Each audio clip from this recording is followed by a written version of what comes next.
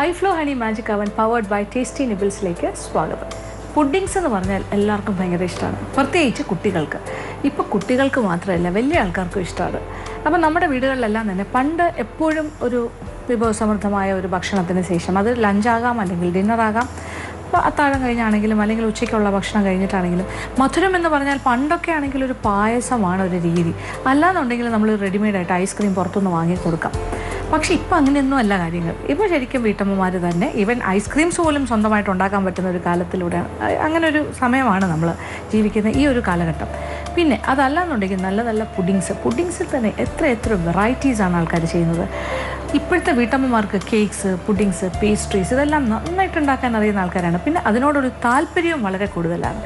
അപ്പോൾ എന്തായാലും എത്ര വ്യത്യസ്തമായ പുഡിങ്സ് കണ്ടാലും തയ്യാറാക്കിയാലും നമ്മൾക്ക് മതി വരാറില്ല. അതുകൊണ്ട് തന്നെ നമ്മൾ ഇന്നിവിടെ ഒരു പുഡിങ്ങാണ് ചെയ്യുന്നത്. അപ്പോൾ ഇതൊരു വളരെ സ്വാദുള്ളൊരു പുഡിങ്ങാണ്, ഉണ്ടാക്കാൻ വളരെ എളുപ്പം. ചേരുവകളൊക്കെ നമുക്ക് എപ്പോഴും കിട്ടുന്ന കാര്യങ്ങൾ തന്നെയാണ്. ഇതൊരു ബ്രെഡ് പുഡിങ്ങാണ്, പക്ഷേ ബ്രെഡ് ബനാന പുഡിങ്ങാണ്. അപ്പോൾ ബ്രെഡ് പുഡിങ് തന്നെ എത്ര രീതിയിൽ നമുക്ക് ചെയ്യാം.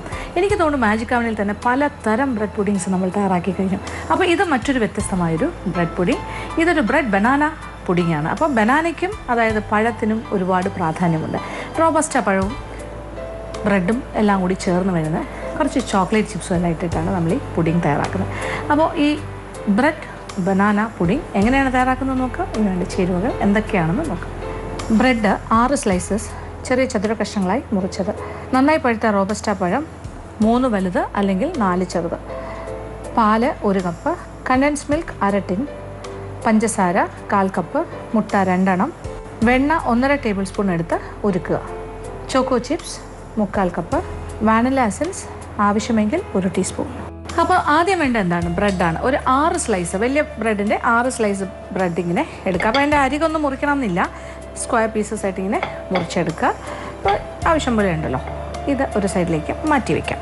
ഇനി വേണ്ട പ്രധാനപ്പെട്ട കാര്യങ്ങളെല്ലാം എനിക്ക് ചുറ്റും ഇരിക്കുന്ന കാര്യങ്ങളാണ്. പഴം, ഇത് വലിയ റോബസ്റ്റ പഴമാണെങ്കിൽ 3 എണ്ണം എടുക്കാം. ഇത് പക്ഷേ ചെറുതായതുകൊണ്ട് നമ്മൾ 4 എണ്ണം എടുക്കുന്നു. പക്ഷേ നല്ലതായിട്ട് പഴുക്കുകയാണെങ്കിൽ കൂടുതൽ നല്ലത്. അപ്പോൾ എന്തായാലും ഓരോന്നായിട്ട് നമുക്ക് അതിൻ്റെ തൊലി മാറ്റി ഒരു മിക്സിംഗ് ബൗളിലേക്ക് ഇടാം.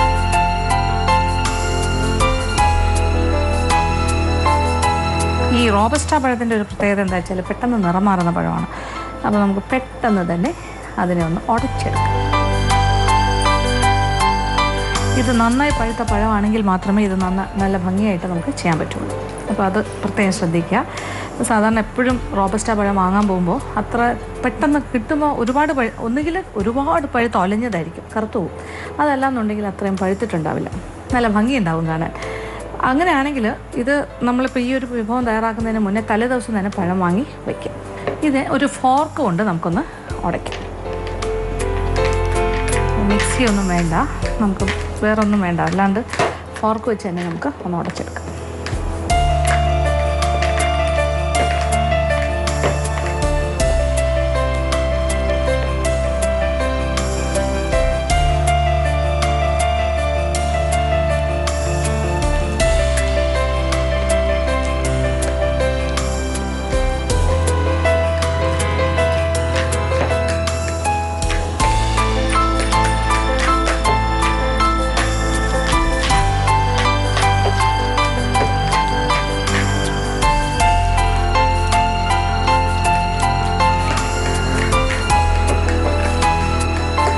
നമ്മളൊന്ന് ഉടച്ചു കഴിഞ്ഞു.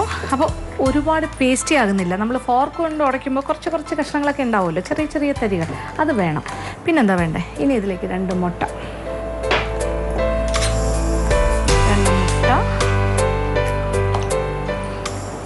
ഡയറക്റ്റായിട്ട് തന്നെ ഇട്ടാൽ മതി. പ്രത്യേകിച്ച് ഉടച്ച് ഭയങ്കരമായിട്ട് പതപ്പിക്കണം അങ്ങനെയൊന്നുമില്ല. 2 മുട്ട ചേർത്ത് അതും കൂടി ചേർക്കാം. അപ്പോൾ പഴത്തിൻ്റെ നിറം മാറുന്നതിന് മുന്നേ തന്നെ നമ്മൾ കാര്യങ്ങളൊക്കെ യോജിപ്പിക്കാം. ഇനി ഇതിലേക്ക് കണ്ടൻസ് മിൽക്ക് നമുക്കൊരു 1 ടിന്നിൻ്റെ പകുതി, 1/2 ടിൻ വരെ ചേർക്കാം.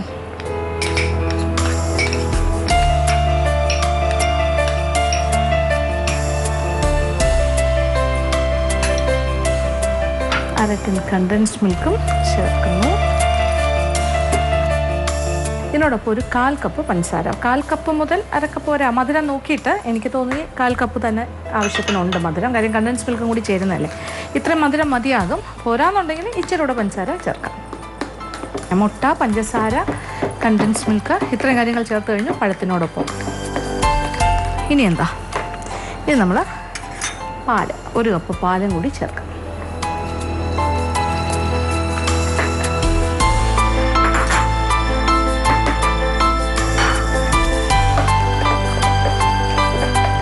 അപ്പോൾ അളവൊന്നും മറക്കണ്ട. 3 വലിയ റോബസ്റ്റ പഴം അല്ലെങ്കിൽ 4 ചെറിയ റോബസ്റ്റ നന്നായി പഴുത്തതൊന്ന് ഉടച്ചു ഫോർക്ക് വെച്ചിട്ട്, പിന്നെ അതിലേക്ക് നമ്മൾ 2 മുട്ട ചേർത്തു, ഒന്ന് ചെറുതായിട്ട് യോജിപ്പിച്ചു. അത് കഴിഞ്ഞ് കണ്ടൻസ് മിൽക്ക് 1/2 ടിൻ, പഞ്ചസാര 1/4 കപ്പ്, 1 കപ്പ് പാല്, ഇത്രയും ചേർത്ത് നന്നായിട്ട് യോജിപ്പിച്ചു.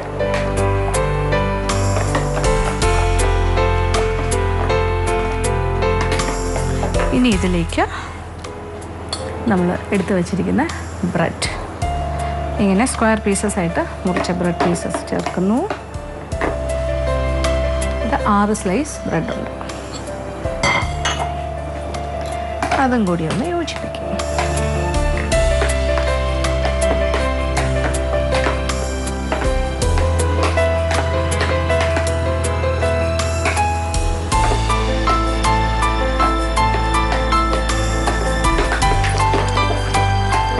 ഇനി എന്താ വേണ്ടേ, ഇനി അതിലേക്ക് നമ്മളൊരു 1.5 ടേബിൾ സ്പൂൺ വെണ്ണ എടുത്തിട്ട് അതൊന്ന് ഉരുക്കി വയ്ക്കും. അങ്ങനെ ഞാൻ ഉരുക്കിയെടുത്ത വെണ്ണയാണ്, 1.5 ടേബിൾ സ്പൂൺ വെണ്ണ. അപ്പോൾ ഉരുക്കി കഴിഞ്ഞപ്പോൾ ഏതാണ്ട് ഒരു 2 ടേബിൾ സ്പൂണോളം ഉണ്ടെന്ന് പറയാം. പിന്നെ വാനില എസൻസ് വേണമെന്നുണ്ടെങ്കിൽ ഈ സമയത്ത് ഇതിലേക്ക് ചേർക്കാം, ഫ്ലേവറിങ് ഏജൻ്റായിട്ട്. അത് വേണമെന്നുള്ളവർക്ക് അത് ചേർക്കാം. അപ്പോൾ ഏത് ഒരു ഫ്ലേവറാണ് വേണ്ടത് ആ ഫ്ലേവർ നമുക്ക് ചേർക്കാം എന്നുള്ളതാണ് ഇത് പ്രത്യേകത. അതല്ല, ഓറഞ്ചിൻ്റെയൊക്കെ ഒരു ടേസ്റ്റ് ഇഷ്ടമാണെങ്കിൽ ഓറഞ്ചിൻ്റെ തൊലി ഗ്രേറ്റ് ചെയ്തിടാം, അല്ലെങ്കിൽ ലെമൺ ഫ്ലേവറാണ് വേണ്ടെങ്കിൽ ചെറുതായിട്ട് നാരങ്ങയുടെ തൊലി ചുരണ്ടിയിടാം, അങ്ങനെ എന്തെങ്കിലും. പിന്നെ ഇനി ഇതിൽ കുറച്ച് ചോക്ലേറ്റ് ചിപ്സും കൂടി ചേർക്കാം.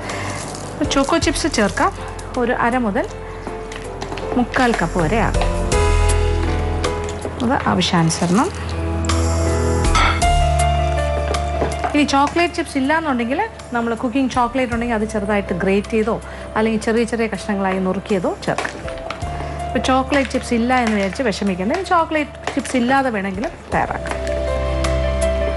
ഇനി ചോക്കോ ചിപ്സിന് പകരം ഇതിപ്പോൾ എന്തായാലും ഒരു പഴം എന്ന് പറയുന്നൊരു ഫ്രൂട്ട് ഉണ്ട്, എക്സ്ട്രാ ആയിട്ട് വേണമെങ്കിൽ നമുക്ക് ആപ്പിൾ വേണമെങ്കിലും ഗ്രേറ്റ് ചെയ്ത് ചേർക്കാം. അപ്പോൾ അഡീഷണലായിട്ട് രണ്ട് ഫ്രൂട്ടിൻ്റെ ഫ്ലേവർ കിട്ടും. ചോക്ലേറ്റ് ചിപ്പ് ഉണ്ടെങ്കിൽ ചേർക്കാം, അല്ലെങ്കിൽ ചോക്ലേറ്റ് കഷ്ണങ്ങളുണ്ടെങ്കിൽ മുറിച്ച് ചെറുതായിട്ട് നുറുക്കി ചേർക്കാം, അങ്ങനെ വേണമെങ്കിൽ ഒരു ചെറിയൊരു ചോക്ലേറ്റിൻ്റെ മിക്സും കൂടി കിട്ടും. ഇനി വേറൊന്നും ചെയ്യാനില്ല നമ്മൾ. അപ്പോൾ ഞാൻ ഏകദേശം ഒരു 3/4 കപ്പോളം ചേർത്ത് കഴിഞ്ഞു ചോക്ലേറ്റ് ചിപ്സ്. എൻ്റെ കയ്യിൽ ധാരാളം ഉണ്ടായിരുന്നു, അതുകൊണ്ട് ചേർത്ത്. അപ്പോൾ ഒരു പുഡിംഗ് ഡിഷിലേക്ക് ഞാൻ മാറ്റുകയാണ്.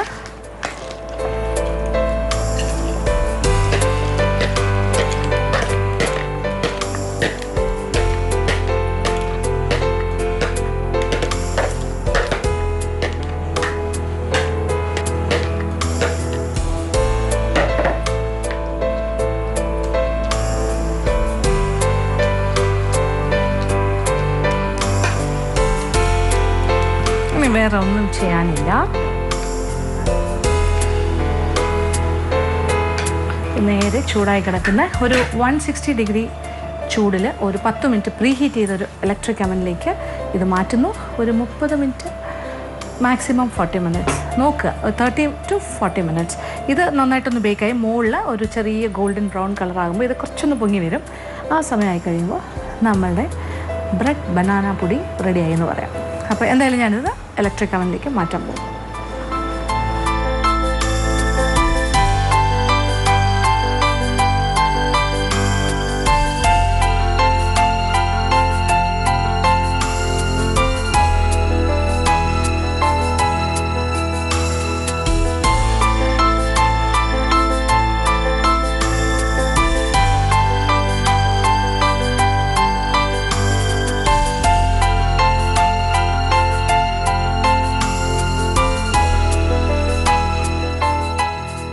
അങ്ങനെ നമ്മുടെ ബ്രെഡ് ബനാന പുഡിംഗ് ഇവിടെ റെഡിയായി കഴിഞ്ഞു. ഇത് ഏകദേശം ഒരു 40 മിനിറ്റ് സമയം ഞാൻ കൊടുത്തു. 35 മിനിറ്റ്സിൽ പ്രീഹീറ്റ് ചെയ്ത ഓവനാണെങ്കിൽ ഒരു 30 മിനിറ്റ്സ് മതി, 30 മിനിറ്റ്. 10 മിനിറ്റ് ആദ്യം പ്രീഹീറ്റ് ചെയ്യുന്നു 160 ഡിഗ്രി ചൂടിൽ, പിന്നെ ഒരു 170 180 ആ ഒരു ടെമ്പറേച്ചറിൽ, പിന്നെ ഒരു 30 മിനിറ്റ്സ് കഴിയുമ്പോൾ റെഡിയാകും. അപ്പോൾ എന്തായാലും നല്ല ഇങ്ങനെ പൊങ്ങി വരും കേട്ടോ, നല്ല എന്താ പറയുക ബബ്ലി ആയിട്ട്. അത് കഴിഞ്ഞിട്ട് പക്ഷേ ഓവനിൽ നിന്ന് പുറത്തെടുക്കുമ്പോൾ അത് അല്പം ഒന്ന് താഴും. എങ്കിലും ഇതൊരു ഹോട്ട് പുഡിംഗ് ആയിട്ട് കഴിക്കാനാണ് ഏറ്റവും സ്വാദം. ഒരു സൈഡിൽ നിന്ന് ഇങ്ങനെ സ്കൂപ്പ് ചെയ്ത് കഴിച്ചാൽ എന്ത് രസമായിരിക്കും.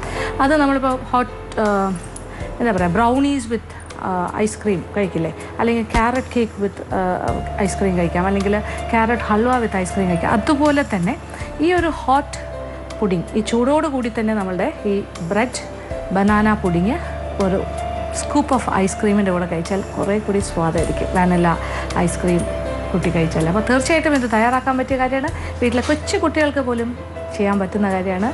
അപ്പോൾ അമ്മമാർക്ക് വേണമെങ്കിൽ കുഞ്ഞുങ്ങൾക്കായിട്ട് ഈ ഒരു റെസിപ്പി കൊടുക്കുക, അവരെ കൊണ്ട് ചെയ്യിക്കുക, അമ്മയുടെ ഒരു സഹായത്തോടു കൂടി. തീർച്ചയായിട്ടും അവർക്ക് സന്തോഷം ഉണ്ടാവും. അപ്പോൾ തയ്യാറാക്കി നോക്കുക.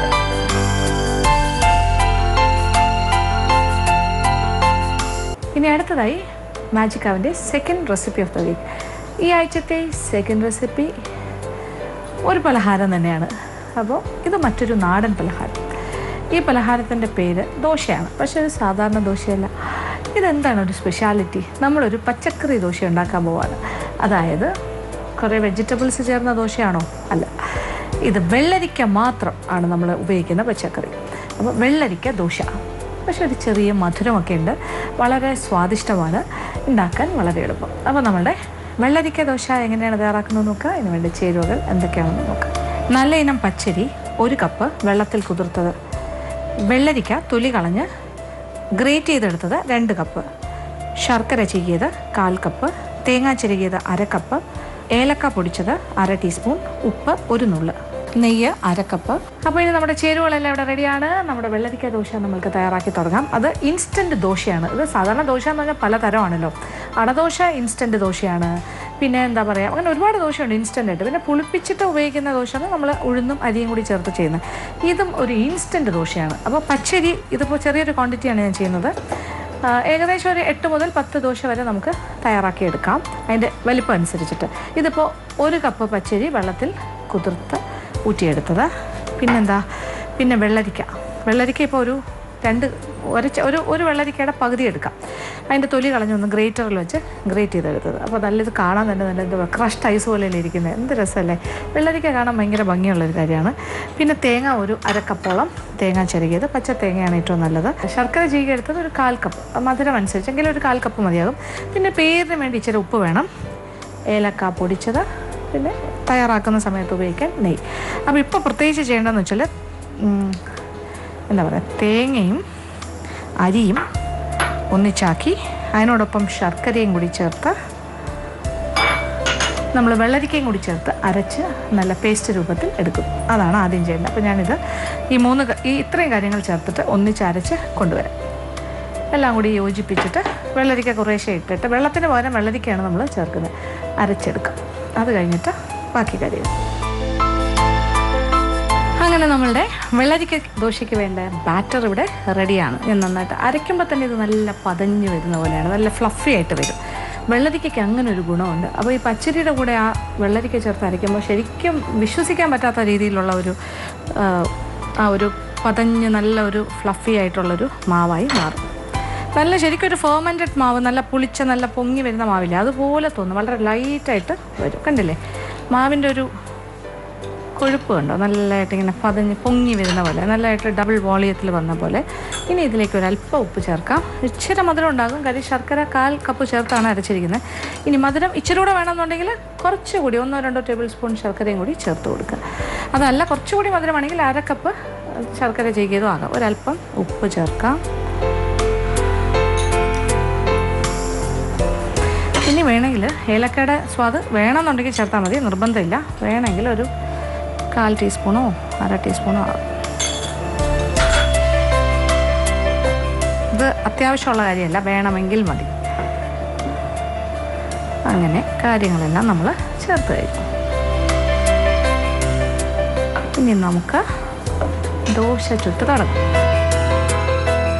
അപ്പോൾ അടുപ്പ് കത്തിക്കാം. ഇനി ഇതിൽ നെയ്യ് വെച്ചിട്ടാണല്ലോ നമ്മൾ ചുടുന്നത്, ഒരു ശകലം നെയ്യ് ഇങ്ങനെ തടവി കൊടുക്കാം.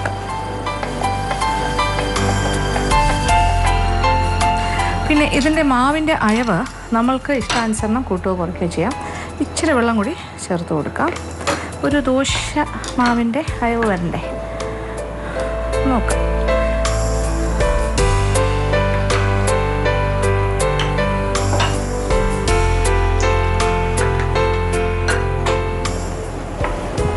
അപ്പോൾ കല്ല് ചൂടായിട്ടുണ്ട്. ഇനി ദോശ മാവ് കോരി ഒഴിക്കും.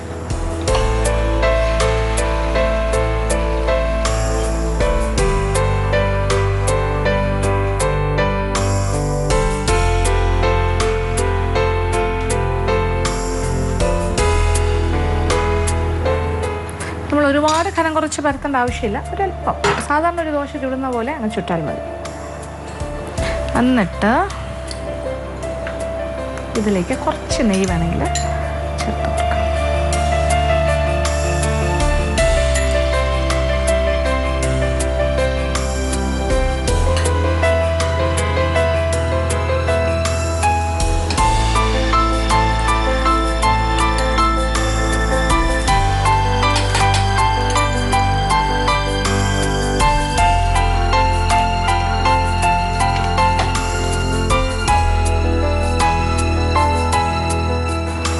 ഒരു സൈഡ് പാകത്തിന് വെന്തിട്ടുണ്ട്, മറിച്ചിടുക. അപ്പോൾ ഇതിലിപ്പോൾ നമ്മൾ 1/4 കപ്പ് ശർക്കരയാണ് ചേർത്ത്. എനിക്ക് തോന്നുന്നു ഒരു 1/2 കപ്പ് വരെ ചേർക്കാം. അത് കുറച്ചുകൂടി ഒരു മധുരം ഉണ്ടാവും. 1/4 കപ്പ് എന്ന് പറഞ്ഞാൽ വളരെ ലേശം ഒരു മധുരം ഉണ്ടാവുള്ളൂ. പക്ഷേ 1/2 കപ്പ് എന്ന് പറഞ്ഞാൽ ശരിക്കും ഇച്ചിരി, അല്ലെങ്കിൽ 1/4 കപ്പിൻ്റെയും 1/2 കപ്പിൻ്റെയും ഇടയ്ക്ക് ഒരളവിടുക. അപ്പോഴായിരിക്കും കുറച്ചുകൂടെ നല്ല. പക്ഷേ ഇപ്പോൾ ഇങ്ങനെ നോക്കുമ്പോൾ ഒരു ചെറിയൊരു ഗോതമ്പ് ദോശയുടെ ലുക്കില്ലേ, ആ ഒരു ചെറിയൊരു കളറ് അതാണ് വരുന്നത്. അപ്പോൾ പാകത്തിന് 2 സൈഡും ആയിക്കഴിഞ്ഞാൽ നമ്മൾ മാറ്റും.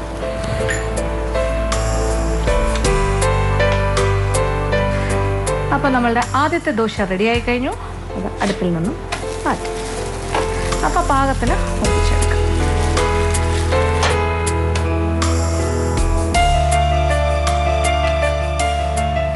First dosa ready. ഇനി നമ്മൾ തീ അല്പം കുറച്ചിട്ട് കുറച്ചൊരു നെയ്യ് തടവി അതിലേക്ക് ഇപ്പം മാവ് കൂടി ഒഴിക്കാം.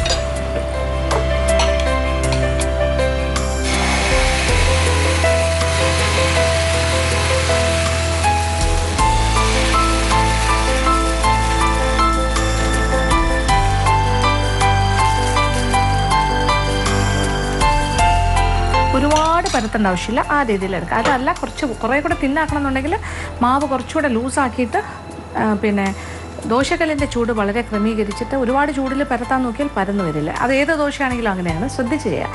എന്നിട്ട് ചെയ്യണം. അപ്പോൾ ഈ രീതിയിൽ ചെയ്താൽ കുറച്ചുകൂടി നല്ലൊരു വെള്ളരിക്കയുടെ സ്വാദൊക്കെ ഉണ്ടാവും നമ്മളുടെ കുക്കുംബർ ദോശയ്ക്ക്, അതായത് നമ്മുടെ വെള്ളരിക്ക ദോശ. അപ്പോൾ ഇനി ഈ ബാറ്റർ കൊണ്ട് ആവശ്യാനുസരണം ദോശ ഉണ്ടാക്കുക. എനിക്ക് തോന്നുന്നു ഒരു 8 മുതൽ 10 ദോശ വരെ തയ്യാറാക്കാം ഈ ഒരു സൈസിലാണെങ്കിൽ. അപ്പോൾ എന്തായാലും ഞാൻ കുറച്ച് ദോശ തയ്യാറാക്കട്ടെ. അതുവരെ വെയിറ്റ്.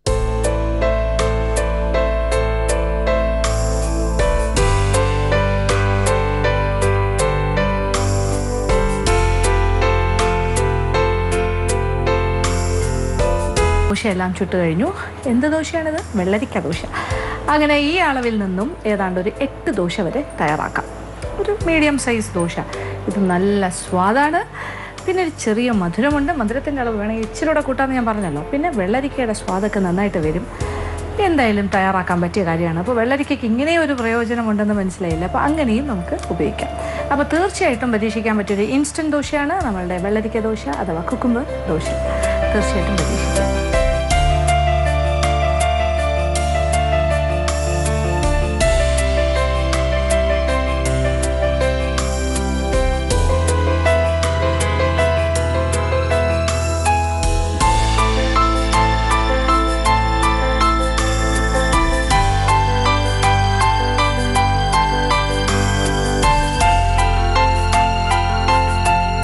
ഇന്നത്തെ എപ്പിസോഡിൽ കാണിച്ച 2 വിഭവങ്ങളും എല്ലാവർക്കും തന്നെ ഇഷ്ടപ്പെട്ടു കാണുമെന്ന് വിചാരിക്കുന്നു.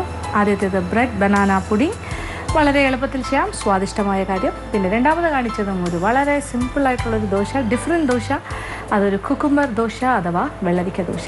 അപ്പോൾ അതിന് സൈഡ് ഡിഷൊന്നും വേണ്ട, ആ ചെറിയ മധുരമൊക്കെ ഉണ്ട്, അതിൽ തന്നെ കഴിക്കാൻ സാധിക്കും. അപ്പോൾ തീർച്ചയായിട്ടും 2 വിഭവങ്ങളും പരീക്ഷിക്കാം. ഇന്നത്തെ എപ്പിസോഡ് ഇവിടെ അവസാനിക്കുകയാണ്. വീണ്ടും പുതിയ വിഭവങ്ങളുമായി മാജിക് അവനിലൂടെ കാണാം.